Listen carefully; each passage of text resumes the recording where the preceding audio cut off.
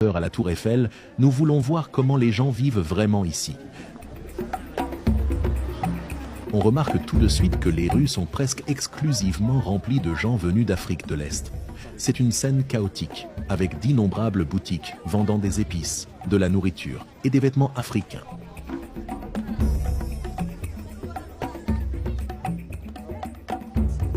Les gens se tiennent sur le bord de la route, simplement pour passer le temps. Nous n'entendons pas de français, seulement un mélange de ce qui ressemble à 20 langues africaines différentes. Des vendeurs de rue illégaux tentent de gagner quelques euros en vendant des épis de maïs grillés.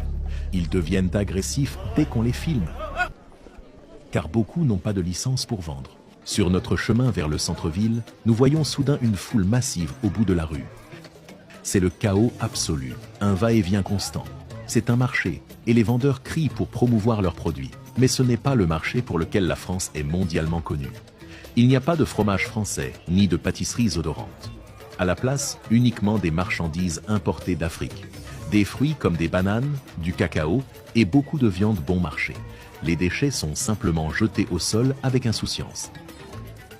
Nous voyons même des vendeurs exécuter une danse traditionnelle africaine, censée leur porter chance en affaires. Alors que nous atteignons le centre-ville, la scène change radicalement.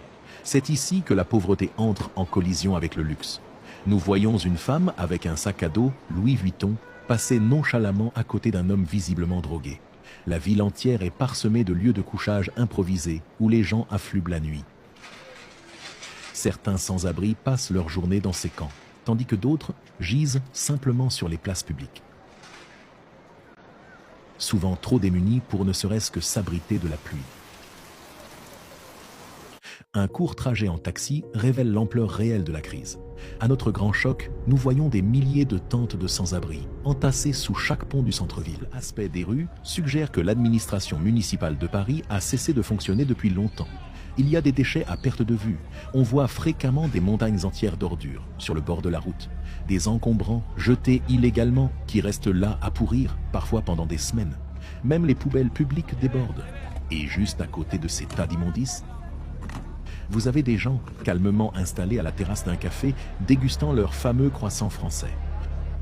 Puis nous repérons l'équipe de nettoyage de la ville, qui se contente de balayer les déchets du trottoir vers le caniveau, où ils sont tout simplement